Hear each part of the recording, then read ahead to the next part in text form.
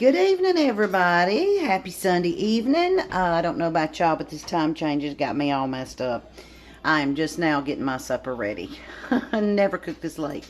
Anyway, tonight I bought a rotisserie chicken, but I'm also making homemade mac and cheese, and I'm going to fry some squash. Thought you guys might be interested in seeing how I make my homemade mac and cheese. So I will show you what all we've got in it. I've got my macaroni noodles cooking on the stove. Now I'm doing a small batch. I'm doing a small casserole dish tonight. I'm not making a huge.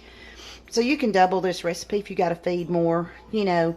But I like the small casserole dishes work fine for us. It doesn't leave tons of leftovers, but it's enough.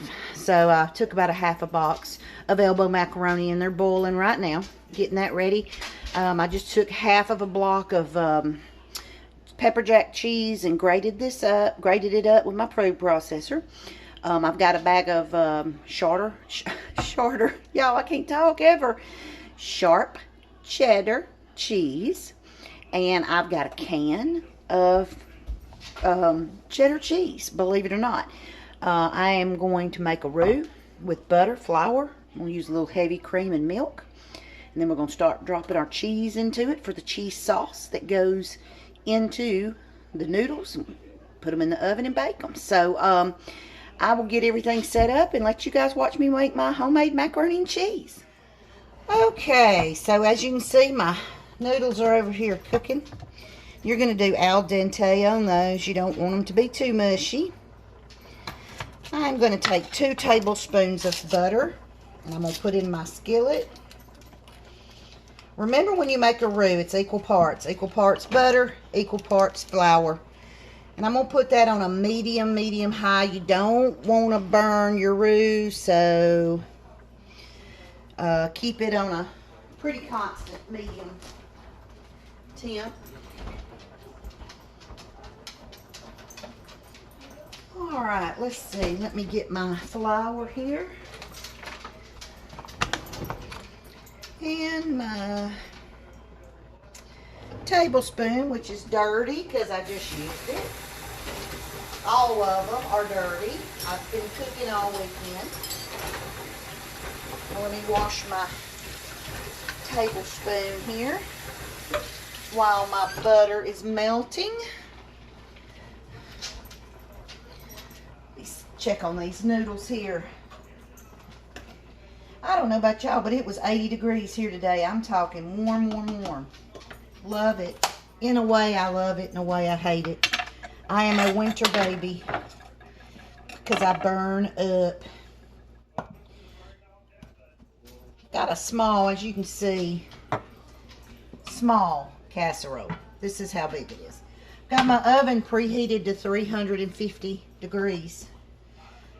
And I'm going to get this going. Cut it up just a tad. I've cut my noodles off. I think they're al dente enough. We're gonna drain those here in just a minute. I make this cheese sauce, and then I toss the noodles in with the cheese sauce, and then I put it in that casserole dish, and we're gonna bake it in the oven for about, I don't know, about 30 minutes. Just long enough for me to get my squash cut up, battered, and ready to fry. I'm going to show you guys how I fry my squash. Very simple technique. I do not use cornmeal on my squash. I use only flour. I use only cornmeal on my okra. So depending on what I'm frying is going to be what I use as my batter for it. So tonight it will be flour on the squash. And first things first, though, we're gonna do our roux for our mac and cheese. I used to never make a roux ever. I was terrified of making a roux. It scared me to death. But now I see that it is really easy. Well, we got one tablespoon of flour going in. Remember, whisk, whisk, whisk. That's the key to a roux, guys, is whisking, whisking, whisking. Make sure your lumpies don't get in there too much. And you don't want the heat too high, so I'm going to cut this down just a little bit. Oops, just dropped the whisk right in the middle of the pan. Holy cow. Y'all, the reason my mama didn't name me Grace. Damn, it's hot. Okay. Alrighty. Get your roux going, and as you can see, it's kind of turns into like a paste almost. The consistency of a paste, and you're gonna let that cook for a few seconds. You want it to cook in a little bit with your flour and your butter. I love homemade macaroni and cheese, and I used to make it completely different, and my kids would always complain that there wasn't enough cheese, that it was kind of dry, and you know, they were right. It was kind of dry. But it was the way I grew up making it. It was the way my nanny made it, you know. And it was delicious. It just, you know, was kind of dry. So we're going to constantly whisk here. Can y'all see the consistency of this? It's almost like a paste. All right. Now I'm going to take some heavy cream, and I'm going to just slowly start putting heavy cream in here. Guys, listen, this is going to lump up on you real quick when you start putting your liquids in, is when it starts lumping up. So you got to constantly whisk, okay? And heavy whipping cream, as you know, gets thick real quick. So I'm going to add milk, okay? I'm going to add a little milk here.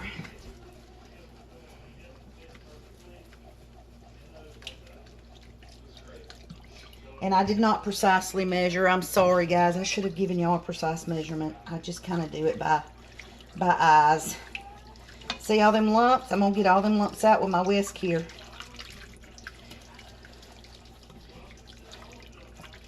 Don't want lumpy. It's the same thing with a gravy when you make a gravy.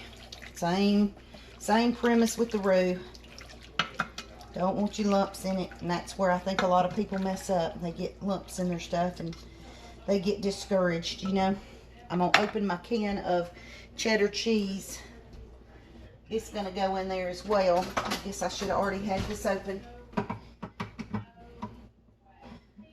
I just didn't realize it's so late. I just, I don't know about y'all, but I can't stand, I mean, I like the theory behind daylight savings time. I like the theory of, you know, saving the daylight and you have a longer day.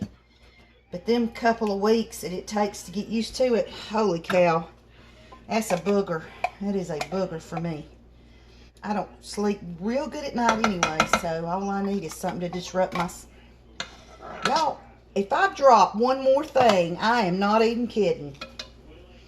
What is wrong with me? I promise y'all I ain't been drinking. Not yet. Alright, there we go with the cheese sauce. I'm going to get that good mixed in. We're going to have to add more milk, I'm telling you that right now. Way too thick. Because I ain't even added my cheeses yet. Y'all see how thick this is?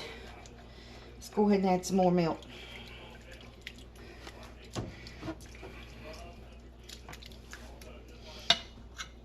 You know what? You ain't fooling me again. I'm going to lay that right there. All right. Hang on, guys. Forgot to put my bag down here that holds all my garbage. So I'm having to... See how it's kind of bubbling. Kind of bubbling a little bit. All right, here's my pepper jack. Y'all, I took half a block of pepper jack.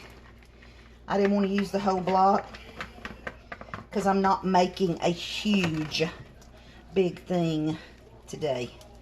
I'm doing a half of a casserole tonight. All right, pepper jack's in. Yeah, you ain't fooling me. Yep, and I just dropped my cheese, y'all.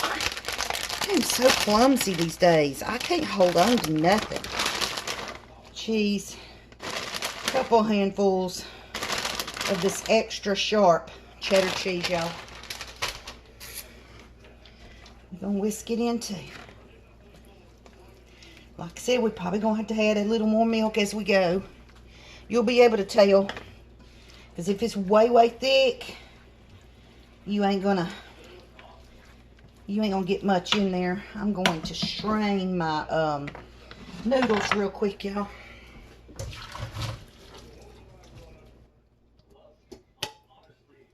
And I only used about half of the bag of noodles. Box bag. I think it was a 1 pound box of store brand elbow macaroni noodles.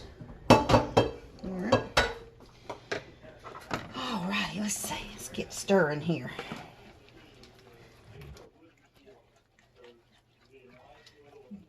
Bunch of cheese. See how cheesy that is? It's gonna be delicious. Man, I love me some cheese, macaroni and cheese. Now, I grew up eating it like... So apparently I was just cooking away and talking away and my video wasn't playing. Great. Anyway, I've got all my cheese in there. My cream. Look how creamy and delicious. I'm going to take my casserole dish here. And we're going to pour it. I don't think all of it's going to fit in there, to be honest with you. Oh, yeah, it fit in there. Okay, okay. We got you.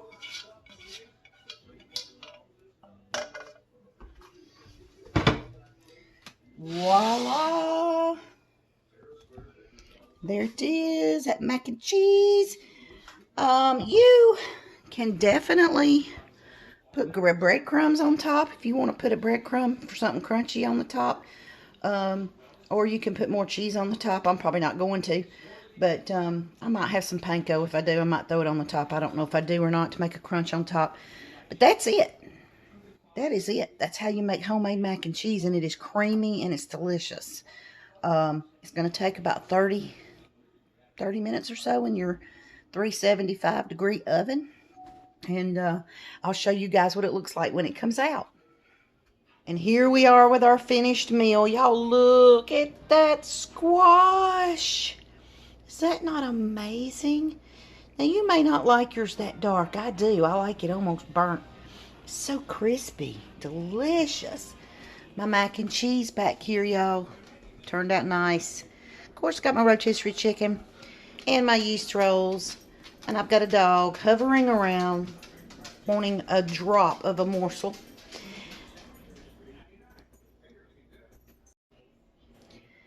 Hey y'all, thanks for watching today, my little quick video on fried squash and mac and cheese. I'm sorry the videos kept cutting in and out. My phone is several years old. It's not very great for videotaping things. I might have to invest in a better phone with more memory, perhaps. Because if I'm going to continue to do videos, then that would be something that probably need to look into. But I apologize if there was things missing. Just remember on the mac and cheese, your roux is important. Milk, cream, whatever cheeses you want to put in a can of cheddar cheese. Bake. I put panko breadcrumbs on the top. And your squash, remember, don't turn it. Don't turn it until it's almost really brown on one side, as you can tell. So, hey, I hope you have a blessed week. I hope that you don't get any of this bad weather. We got some bad weather coming. Of course, when it turns hot, we can expect some bad weather. So, my friends in Mississippi and Georgia, watch out. Bad weather coming. So, but I pray that you all have a wonderful week. I pray that you are successful in whatever you do this week. And sending hugs to everybody. And, hey, until next time, see you later.